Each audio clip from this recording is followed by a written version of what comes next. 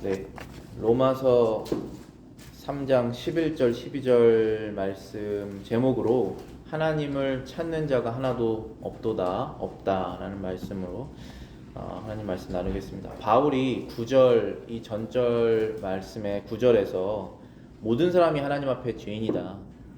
유대인도 죄인이고 헬라인도 다 죄인이다 라는 그 말을 시작했죠.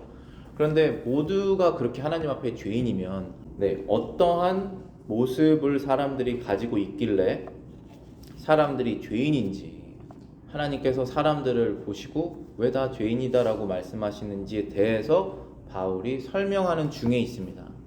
그런 중에 지난주 말씀에는 의인이 없다라고 얘기를 했습니다. 그 의인이 없다라는 것을 제가 설명하기 위해서 여러분들께 예를 드렸던 것이, 그들 마음속에 하나님을 사랑하는 마음이 없기 때문에 의인이 없다라는 것을 제가 설명을 해 드렸습니다. 우리가 하나님을 사랑하는 마음이 없기 때문에 의인이 아닙니다. 그래서 죄를 짓게 되는 것이고, 그래서 그렇게 의인이 아닌 모습이 어떠한 형태로 나타나느냐, 그거에 대해서 지금 설명을 할 것입니다, 바울이. 근데 11절과 11절에는 5가지 모습을 말하고 있습니다. 우리가 예수 그리스도 안에 없었을 때, 그리고 지금 거듭난 우리도 옛 모습을 아직 가지고 있을 때, 그런 모습들이 발견될 수 있을 것이에요. 또 더 나아가서는 거기에서 멈추지 마시고 그리스도 안에서 이런 모습이 다 지나갔고 우리는 새 사람이 되는 것이구나 라는 것까지 나아가시면서 은혜를 받으시기를 바라겠습니다. 그 5가지 의롭지 못한 사람의 모습을 뭐라고 말했냐 하면, 첫 번째는 하나님을 깨닫는 자가 없다. 두 번째는 하나님을 찾는 자가 없다. 세 번째는 하나님의 뜻을 따르는 자가 없다. 네 번째는 하나님의 나라에 유익한 자가 없다. 5번째는 하나님의 선을 행하는 자가 없다 라는 것입니다. 우리가 예수 그리스도 밖에 있을 때 우리의 모습이고 옛 모습이 남아있는 그러한 모습일 것입니다. 잠언 9장 10절에 여호와를 경외하는 것이 지혜의 근본이다 라고 되어 있습니다. 거룩하신 자를 아는 것이 명철이다 라고 되어 있습니다. 이 세상을 창조하시고 구원하시고 심판하시는 그 여호와 하나님을 알고 경외심을 갖고 그분을 대하는 것이 사람의 지혜의 시작이다 라고 말하고 있는 것입니다. 그래서 반대로 말하면, 만약 사람이 여호와에 대한 경외가 없다면 그 사람이 가지고 있는 지식은 근본 없는 지식이다라고 말하는 것과 같습니다. 그래서 칼빈이 이렇게 말합니다. 하나님에 대한 지식이 그 속에 없는 사람은 그가 아무리 많은 지식을 갖고 있더라도 빈 껍데기 인생이다. 그 자체로는 선하고 유익한 과학과 예술도 그것들이 이 기초, 즉 하나님의 지식을 결여했기 때문에 무의미하다 라고 말했습니다. 즉 하나님에 대한 지식이 없이 세상 지식을 가질 수 있죠. 그런데 그것들이 결국은 빈 껍데기에 불과하다라는 것입니다. 그걸 제가 조금 더 생각을 해봤을 때 이런 것입니다. 과학자가 자연의 질서를 탐구하는 사람들인데, 법칙을 탐구하는 사람인데, 자연의 질서를 만드신 하나님을 모르는 상태에서 자연의 질서를 탐구하는 것입니다. 의사가 사람의 생명을 살리는데 그 생명을 주신 하나님, 생명을 걷어가시는 하나님을 모르는 상태에서 일을 하는 것이죠. 판사가 도덕적인 기준을 만드신 하나님을 모르는 상태에서 판사 일을 하는 것이죠. 음악가가 찬양받으시기에 합당하신 그 하나님을 찬양하는 것 이외의 것을 하는 것이죠. 언어학자가 언어를 만드시고 또 바벨탑에서 언어를 흩으신 그 하나님을 모르는 상태에서 언어학을 공부하는 것입니다. 다 빈 껍데기입니다. 근본이 없죠. 시작이 없습니다. 어디로 가야 되는지도 모르는 것입니다. 그냥 자신의 일만 하는 것이죠. 생활을 위해서. 시편 14편 1절에 어리석은 자는 그 마음에 이르기를 하나님이 없다 하는도다. 어리석은 자는 그 마음에 자기 스스로 자기에게 말하기를 하나님이 없다라고 말하는 것입니다. 바울은 오늘 본문 3장 11절에 깨닫는 자가 없다라고 말했습니다. 그 마음에 하나님의 뜻을 헤아리는 지혜가 없고 그 마음에는 하나님을 향한 믿음이 없다라는 것입니다. 찰스 하찌가 이렇게 말합니다. 성경에서 지혜와 종교는 서로 바꿔 쓸 수 있는 용어이다. 신성한 것들에 대한 이러한 올바른 이해 또는 영적인 분별은 항상 올바른 감정과 올바른 행동을 수반한다. 무슨 뜻이냐면 성경에서는 지혜와 믿음은 서로 바꿔 쓸 수 있는 말이다라는 것입니다. 즉 우리가 믿음과 지혜는 일반적으로 세상적으로 말했을 때는 좀 다른 느낌이죠. 믿는 것은 믿는 것이고 지혜는 아는 것이니까 두 개가 다르다고 말할 수 있지 않습니까? 그런데 성경에서는 믿는 것과 지혜는 같은 것이다. 서로 바꿔 쓸 수 있는 말이다라고 찰스 하찌가 얘기를 한 것입니다. 왜냐하면 믿음으로부터 올바른 분별력이 나오기 때문에 그런 것입니다. 하나님께서 계신지를 알지 못하는데 어떻게 올바른 분별을 할 수 있겠습니까? 우리 인생을. 즉 하나님의 뜻을 헤아리는 지혜와 하나님을 믿는 신앙을 서로 분리할 수 없다는 것입니다. 하나님을 믿지 않으면서 하나님의 뜻을 헤아릴 수가 없습니다. 그래서 바울이 하나님을 깨닫는 자가 없다. 그래서 모두가 죄인이다 라고 말했을 때 그 깨닫는다라는 것은 결국은 믿지 않는다는 것입니다. 모두가 어리석어졌다 라는 것입니다. 아담은 하나님이 없다라고 말할 수 없었겠죠. 대화했었으니까. 그런데 몇 세대 지나면 아담이 내가 하나님 아버지 만났었어, 대화했었어 라는 말을 믿지 않게 되죠. 한 5세대만 지나면 10세대 지났나요? 노아 때? 아무도 믿지 않았지 않았습니까? 그렇게 되는 것입니다. 마음속에 이르기를 하나님은 없다라고 말하는 상태가 됐다는 것입니다. 모든 사람들의 마음속에. 로마서 12장 2절 말씀에 너희는 이 세대를 본받지 말고 오직 마음을 새롭게 함으로 변화를 받아 하나님의 선하시고 기뻐하시고 온전하신 뜻이 무엇인지 분별하라 라고 했습니다. 세상에 우리가 본받으려고 하진 않죠. 우리가 세상에 안 좋은 것들을 본받으려고 할까요? 여기서 본받는다는 것은 일치된다는 뜻입니다. 세상의 사람들의 모습과 생각과 삶의 방식을 일치하려고 하지 말고 라는 뜻이죠. 오히려 우리의 마음을 계속 새롭게 해서 우리의 마음이 새롭게 되면 세상과 일치하지 않으려고 할 것입니다. 새롭게 해서 하나님의 선하시고 기뻐하시고 온전하신 뜻을 무엇인지 분별하라. 자, 여기서 분별하라고 하는 말이 바로 깨닫는다, 영적인 분별력을 말하고 있는 것입니다.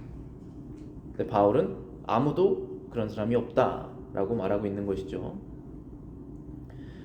두 번째 특징은 이렇게 말했습니다. 하나님을 찾는 자가 없다라고 말하고 있습니다. 박윤선 박사가 이렇게 말합니다. 바울은 지금 계단적으로 말하고 있다. 첫 번째에서는 사상, 그 다음에는 행동을 언급한다. 자, 무슨 뜻이냐면은 깨닫는 자는 없다, 찾는 자도 없다라고 이렇게 두 개를 말했을 때 처음에는 생각, 하나님을 믿는 자도 없다라는 뜻이고 두 번째는 하나님을 찾는 행동을 하는 사람이 없다라고 말하고 있다라는 것입니다. 박윤선 박사 이어서 말하기를 찾는다 함은 생각으로 하나님의 존재 여부를 탐구하는 것이 아니고 하나님을 벌써 이미 알고 있는 사람이 하나님께 접근하기 위해서 행동으로 경건히 생활함을 말한다. 그러니까 하나님을 알 수는 있습니다. 그런데 이제 하나님을 가까이 찾아가야 되는데 그 행동하는 사람이 없다라고 말하는 것이죠. 그래서 여기 찾는다라고 하는 그 헬라어 단어가 열심히 간절히 찾는다, 행동적인 것을 말하는 것입니다. 이렇게 눈으로 생각으로만 이렇게 찾는 것이 아니라 행동으로 하나님께 가까이 접근한다라는 것을 말하고 있습니다. 그래서 이 똑같은 헬라어 단어가 히브리서 11장 6절에서 동일하게 쓰이고 있습니다. 믿음이 없이는 하나님을 기쁘시게 하지 못하나니 하나님께 나아가는 자는 반드시 그가 계신 것과 그가 자기를 찾는 자들에게 상 주시는 자임을 믿어야 할 것입니다. 여기서 찾는다는 것이 하나님을 열심을 다해서 가까이 나아가는, 그분께 가까이 나아가는 행동을 하는 사람, 그 사람들을 하나님께서 상 주신다라는 것입니다.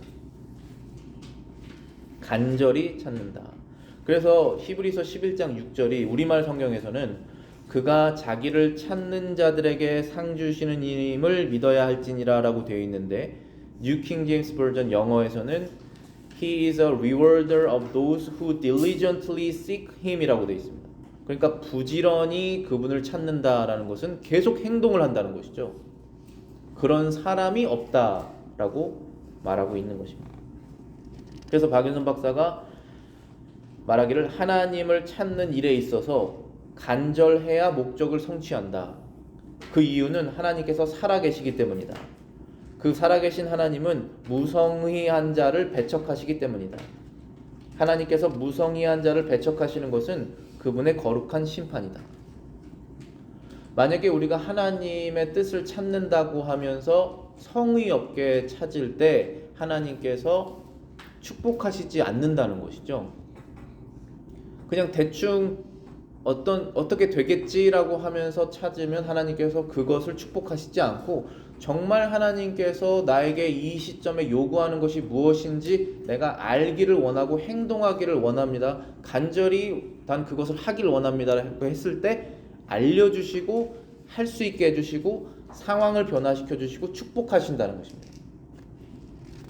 그 행동을 하는 사람이 없다라고 지금 바울이 말하고 있는 것입니다. 깨닫는 자도 없고 찾는 자도 없다라는 뜻이 바로 그것입니다. 세 번째는 12절에 기록되어 있습니다. 다 치우쳐라고 되어 있습니다. 다 치우쳐라고 하는 이 부분은 구약성경 10편 14편을 인용한 것입니다. 14편 2절부터 3절입니다. 여호와께서 하늘에서 인생을 굽어 살피사 지각이 있어 하나님을 찾는 자가 있는가 보려 하신즉 다 치우쳐 함께 더러운 자가 되었다. 여기서 다 치우쳤다라는 것은 바른 길에서 벗어났다는 뜻입니다. 바른 길을 가는 자가 아무도 없다라는 것입니다. 자, 바른 길이라는 것은 뭘까요? 하나님이 계신 곳을 찾아가는 길이겠죠. 그것에 관심이 있는 사람이 없다라는 것입니다. 그것은 바로 죄 때문에 그렇습니다. 찰스 하치도 그렇게 해석을 합니다. 죄로 인해서 사람은 눈이 멀었다. 하나님의 완전하심과 아름다우심을 보지 못한다.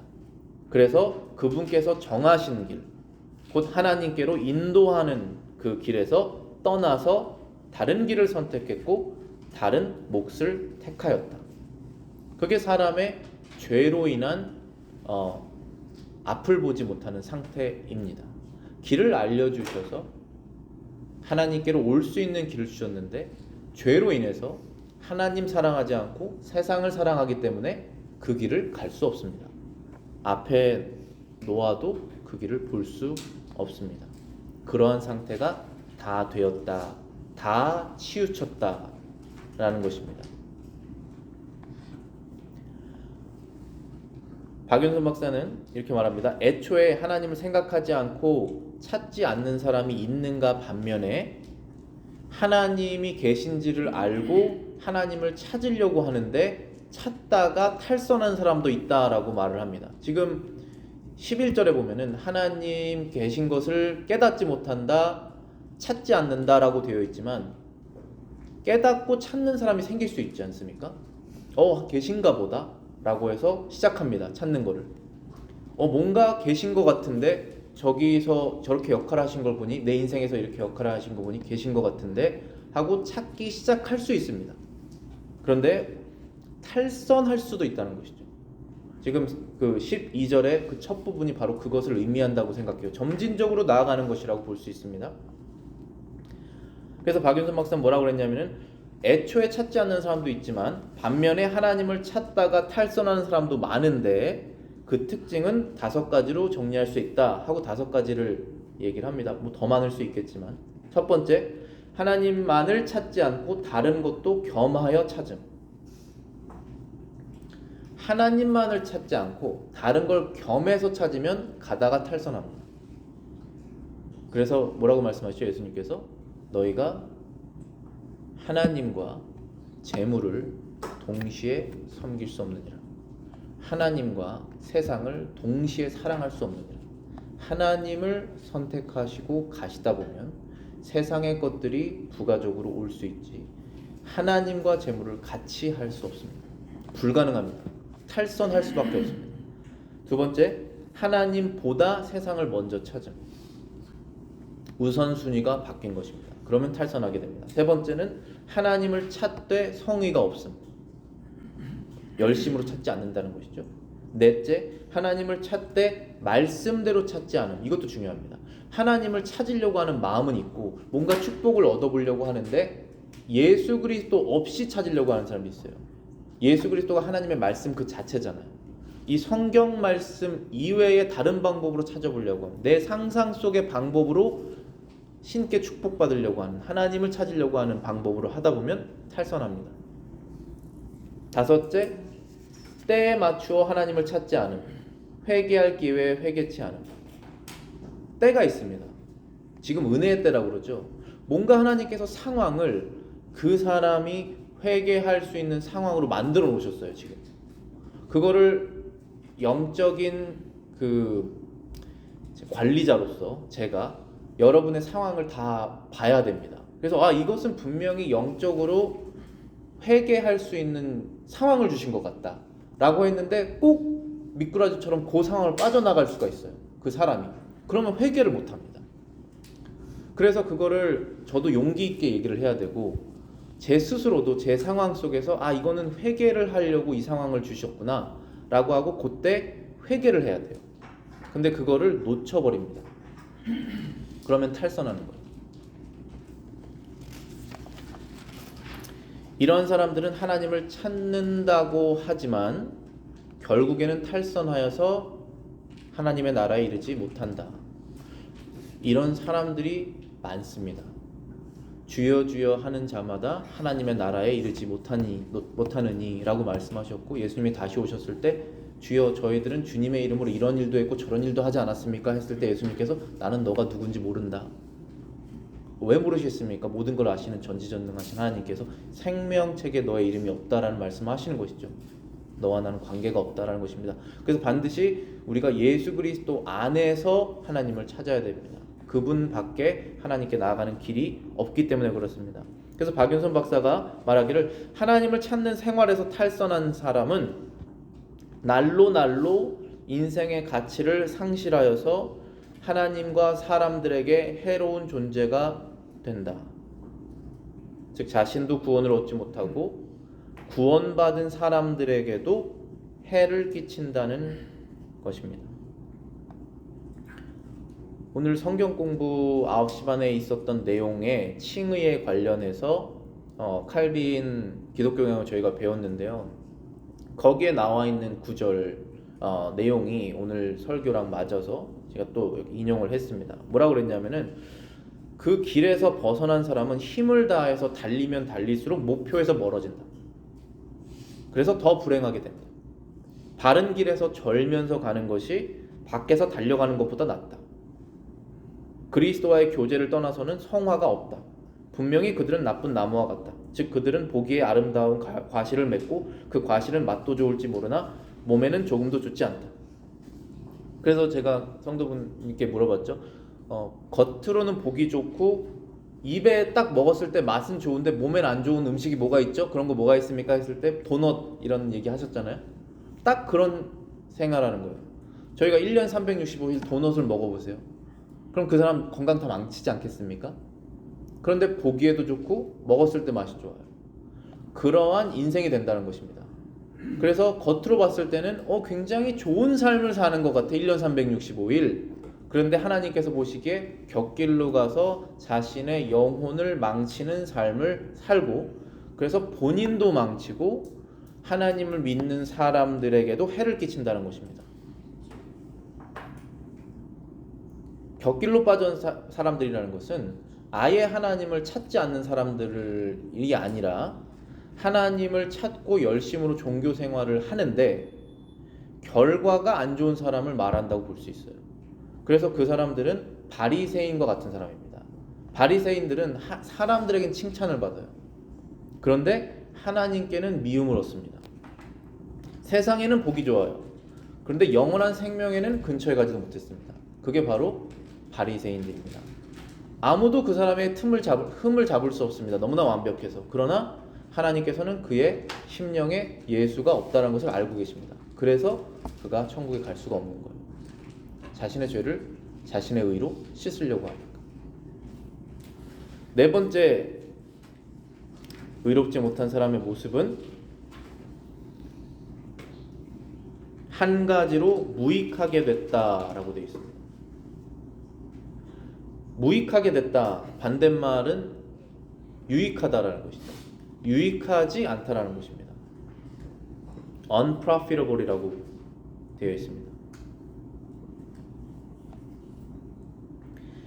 사람이 하나님을 생각하지 않고 그분의 열심을 내지 않고 바른 길에서 떠나 있다면 그는 무익한 존재가 됩니다. 근데 뭐에 무익한 존재가 되느냐? 여기서 profit, 그 유익이 어떠한 물질적인 유익을 내는 것이 아니라, 물질적인 유익을 낼 수 있습니다. 그 사람이 가정을 풍요하게 할 수도 있어요. 가정을.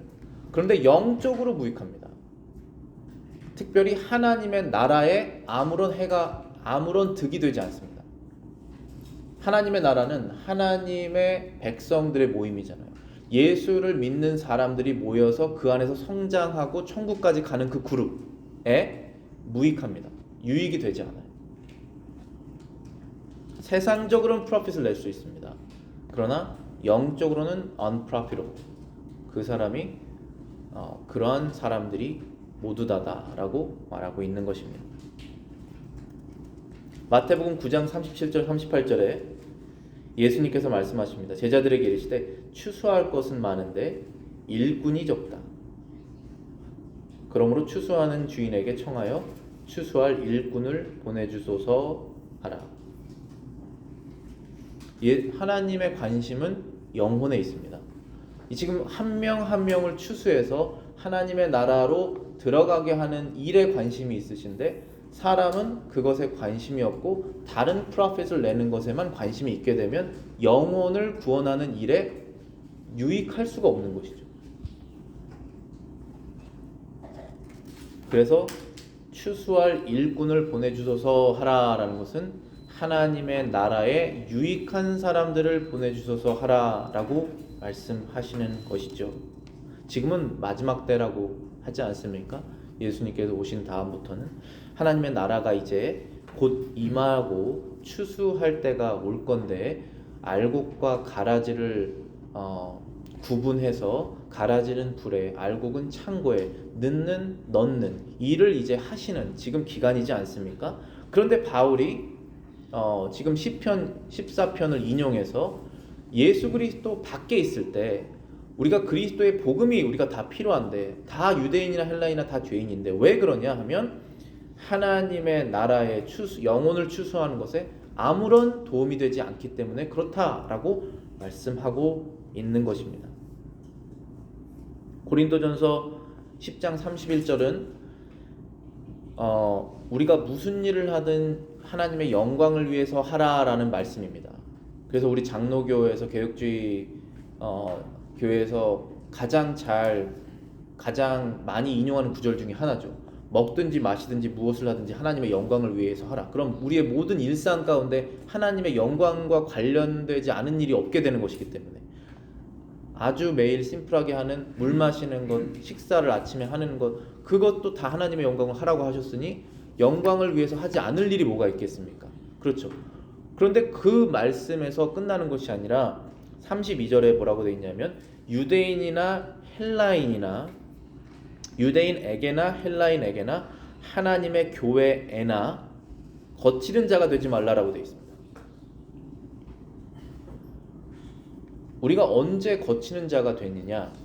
그러니까 거치는 자를 unprofitable한 사람이다라고 제가 표현을 한다면, 유대인이나 헬라인이나 다 죄인이고 하나님의 교회에 믿음으로 들어가야 되는 사람들인데, 하나님의 영광을 위해서 우리가 어떤 행동을 하지 않으면 그들이 하나님의 나라에 들어가는데 방해가 된다라는 말을 하는 것이죠. 유대인에게나 헬라인에게나, 미국 사람에게나 한국 사람에게나, 하나님의 교회에나 거치는 자가 되지 말고. 그럼 어떻게 해야 됩니까? 33절에 바울이 이렇게 말합니다. 나와 같이 해라 라고 말을 합니다. 나와 같이 모든 일에 모든 사람을 기쁘게 하여 자신의 유익을 구하지 아니하고 많은 사람의 유익을 구해라라고 되어 있습니다. 근데 여기서 자신의 유익을 구하지 않고 많은 사람을 유익을 구하라는 것이 내가 갖고 있는 것을 조금 아껴서 기부를 해라 라고 하는 개념의 말씀이 아니에요. 왜냐하면 그건 좋은 것이지만, 아주 좋은 것이죠. 그것은 좋은 것입니다. 그러나 그 뜻이 아닙니다. 이 문맥상 자신의 유익을 구하지 아니하고 많은 사람의 유익을 구하여 그들로 구원을 받게 하라. 지옥 가는 영혼을 구원을 받게 하는 일에 너의 인생을 사용하여라. 그 일을 하는 다른 사람들에게 거치는 돌이 되지 말아라. 사람들이 열심히 영혼 구원을 하려고 하는데 너 자신의 유익을 구해서 그 일에 걸림돌이 되지 마라 라는 것입니다. 그 말씀 하시는 거예요. 우리가 그래서 예수 그리스도 밖에 있을 때는 전혀 무익한 사람입니다. 하나님의 나라의 영혼 구원에. 근데 그리스도 안에 예수 믿는 사람이 되면 이제 유익할 수 있는 사람으로 바뀌어요. 그래서 반드시 그 안에 예수가 있어야 됩니다. 예수 안에 있으면 그 사람이 바뀌는 거예요. 유익한 사람으로. 영혼 구원에. 근데 그 영혼 구원이 무엇입니까? 옛날엔 나쁘게 살았는데 지금은 착하게 해서, 옛날엔 도박을 했는데 지금 열심히 일해. 그 구원입니까? 우리가? 그 구원을 말하는 것이 아니잖아요. 그것은 구원의 부산물이죠. 그건 사이드 이펙트로 따라오는 것입니다. 그것이 아니라 그가 하나님의 자녀가 되는 것을 말하는 것이죠. 누구를 통해서? 하나님의 아들 예수 그리스도를 통해서 자녀가 되는 그 구원을 말하고 있는 것입니다. 우리는 그것에 방해되는 행동하지 말라는 것입니다. 그래서 사람이 도덕적으로 바뀌는 것은 하나님께서 원하시는 것이지만, 만약에 어떤 사람이 교회를 나와서 내 남편은, 아니면 내 부인은, 내 애들은 예수 믿고 천국 가는 것은 안 해도 되는데, 그건 그렇게 중요하지 않은데 최소한 이 나라에서 착한 사람으로 잘 살았으면 좋겠다라고 하는 게 방해된다는 거예요. 천국 못 들어가지 않습니까? 그러면 그게 방해입니다. 그렇게 될 수밖에 없어요. 그게 우리의 옛 모습입니다. 그게 우리가 예수가 없을 때, 내가 예수 안에서 구원받았다는 것을 몰랐을 때의 나의 생각이에요. 그리고 그러한 생각으로 교회 나올 수 있습니다. 근데 그런 생각이 아닌 정말로 이 사람이 하나님의 나라에 들어가야 된다는 생각으로 열심히 일을 하는 사람들이 있을 거 아니에요? 그 사람들에게 방해가 되는 행동을 하는 거예요. 그래서 무익하다는 것입니다. 그래서 무익하지 말아라. 거치는 돌이 되지 말아라. 나와 같이 모든 일에 모든 사람을 기쁘게 해서 내 유익을 구하지 않고 그들의 유익을 구해서 그들이 구원을 받을 수 있도록 살아라 라고 말하는 것이 고린도전서 10장 31절 33절입니다. 바리새인들이 그랬다는 것이에요. 바리새인들이 예수님께서 뭐라고 했습니까? 너희도 하나님의 나라에 들어가지 못하고 하나님의 나라에 들어가려고 하는 사람들의 길도 막고 있다 라고 말하지 않습니까? 왜 바리새인들이 그 하나님의 나라에 가는 길을 무엇으로 막았을까요? 사람이 예수 그리스도를 통해서 하나님의 나라에 들어가야 되는데, 바리새인들이 나처럼 도덕적으로 살면 하나님의 나라에 들어갈 수 있다라고 가르치니까 하나님의 나라의 유일한 문인, 예수님께서 나는 문이라고 말씀하셨잖아요. 양무리의 문이다. 그 문을 바리새인이 막고 있는 것입니다. 그래서 하나님의 나라 영혼 구원에 무익한 거예요. 자신도 못 들어가고 다른 사람도 못 들어가게 하는 것입니다. 그게 로마서 3장 12절에 다 무익하게 되었다라고 하는 의미입니다. 그래서 그리스도 없이는 다 무익하니 우리는 모두가 그리스도의 구원이 필요하다라고 말한 것입니다. 다섯 번째는 선을 행하는 자가 없다, 하나도 없다라고 했습니다. 여기서 박인순 박사 말합니다. 윗절은 하나님을 사랑하라는 계명을 위반한 것에 대해서 말했는데, 이 본절은 사람에 대해서 죄 지은 것을 지적한다. 즉 바울이 11절에서 사람이 하나님에 대한 관심과 열심이 없다, 그런 죄를 짓고 있다라는 것을 말했다면, 12절에서는 다른 사람에게 무익하고 다른 사람에게 선을 행하지 않는 죄를 지적하고 있다는 것입니다. 모두 다 그렇게 살고 있다라는 것입니다. 그런데 사람들은 왜 다른 사람들에게 선을 행하지 않을까요? 칼빈은 타인에게 악을 행하는 이유를 그 사람이 하나님을 모르기 때문이다라고 말합니다. 뭐라고 그랬냐면은, 무정은 정이 없는 것이죠. 무정은 하나님에 대한 우리의 무식에서 일반적으로 결과된다. 하나님을 알지 못하는 사람은 다른 사람에 대해서 사랑을 할 수 없다라는 얘기를 하고 있는 것이에요. 우리의 무정은 하나님에 대한 무식으로부터 발생한다. 우리가 하나님을 알지 못할 때는 다른 사람을 경멸하고 각자 자기 자신만을 사랑하며 자기 자신의 이익을 추구한다. 하나님을 알지 못하는 사람들이 미싱하는 그 지식이 무엇이냐면은, 모든 사람이, 모든 인종이 다 한 핏줄로 만들어졌다는 것을 모릅니다. 믿지 않기 때문에. 그래서 우리가 생긴 게 다르고 한 번도 만난 적이 없는 완전 이국 땅에서 만난 사람들이라도 다 하나님께서 창조한 창조물이라는 것을, 창조된 사람이라는 것을 모릅니다. 믿지 않기 때문에. 그래서 연관성이 없어요. 그래서 그 사람에게 선을 행하지 않는 것에, 악을 행하진 않겠지만 주로 선을 행하지 않는 것에 대한 죄책감이 없습니다. 그래서 지금 칼빈이 말하는 것이, 사람에 대한 무정은 하나님에 대한 무식으로부터 발생한다 라고 말하고 있는 것입니다. 그래서 사람이 어떤 행동을 하게 되냐면은, 나의 유익과 관련된 이 그룹 안에 있는 사람에게는 선을 행하죠. 근데 그것은 나의 유익과 관련되기 때문에 하는 것입니다. 근데 나의 유익과 관련되지 않은 사람에게 선을 행하지 않는 것에 대해서는 죄책감을 갖고 있지 않습니다. 왜냐하면 하나님을 모르기 때문에. 그래서 하나님께서 이렇게 세상을 보시고 아무런 선을 행하는 사람이 아무도 없구나 라고 말씀하시는 것입니다. 그것이 일반적으로 우리가 이렇게 해석을 할 수가 있고, 조금 더 깊이 나아가면은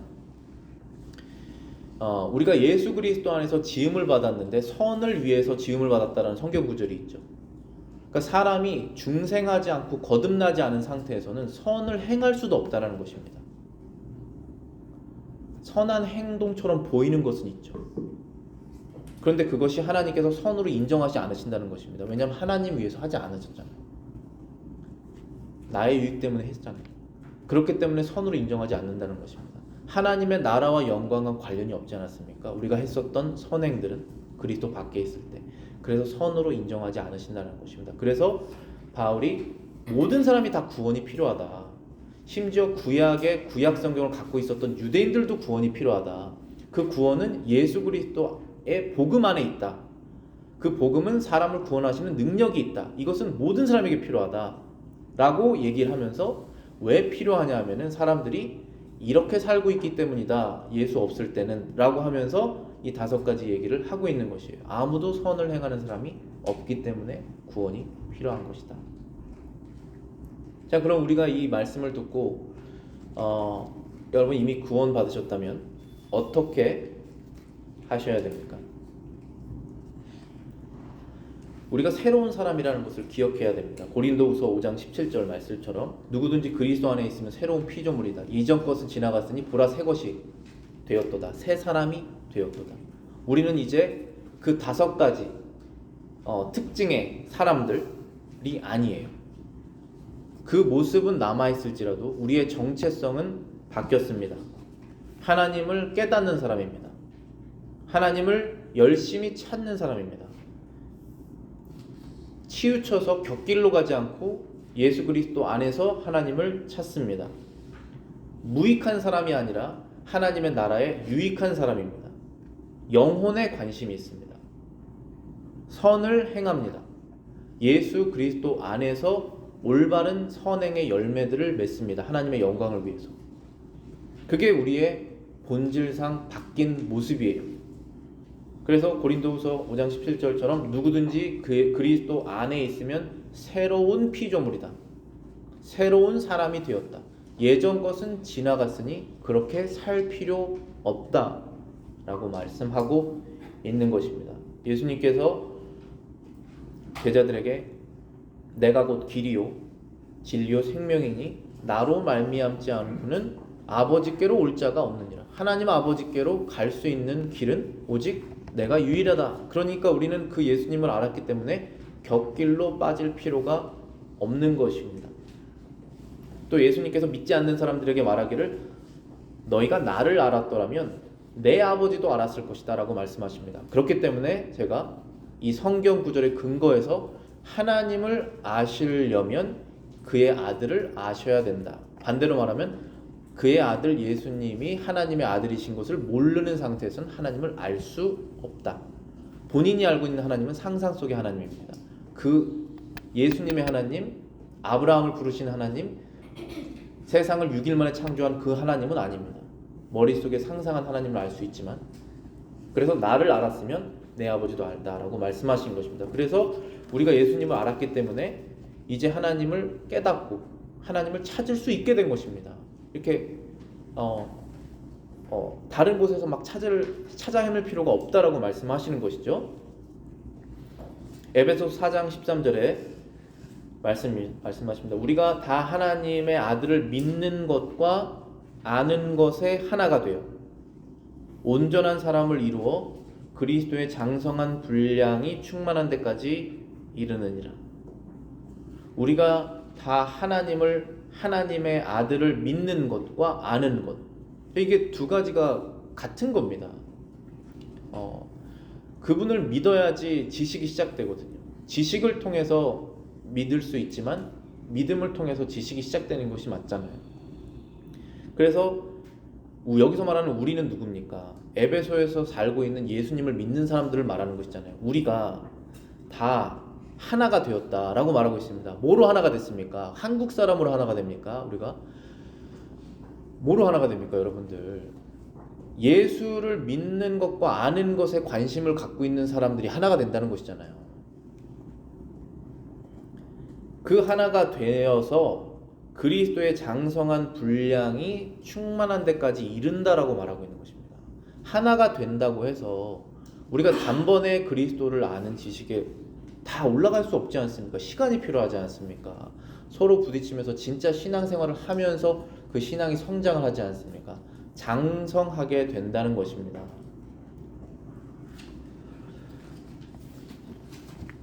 또 우리가 선을 행하는 것, 마지막 부분에 선을 행하는 자가 없다고 그랬는데, 우리가 하나님을 아는 지식을 가지면서 나랑 아무런 관계가 없는 사람에게도 선하게 행동할 마음이 있는 것입니다. 우리 한국 사람들이 일반적으로 말했을 때 선한 마음들이 있잖아요.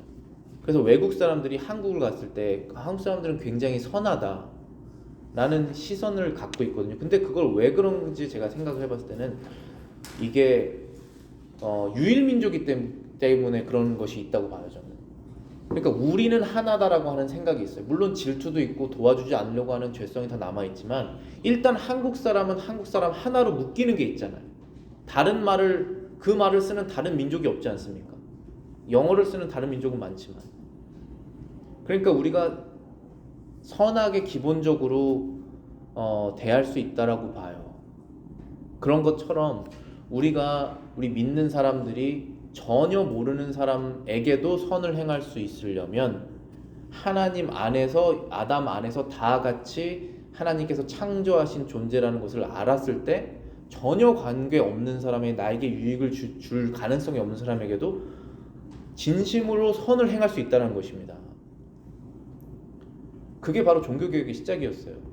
내가 무슨 일을 해도 하나님의 영광을 위해서 하고 저 사람에게 유익이 되도록 한다. 그 신앙이 어떻게 생깁니까? 사람이 이기적인데, 사람이 그리스도 안에서 거듭나면서부터 생기는 것이에요, 이게. 그래서 선을 행하는 사람이 없었지만 우리는 그리스도 안에서 거듭나서 이제 나랑 관계없는 사람, 잠깐 볼 사람에게도 선을 행한다는 것입니다. 오늘 말씀을 기억하셔서 하나님을 찾으시고, 그건 열심을 다해서 찾는 것입니다.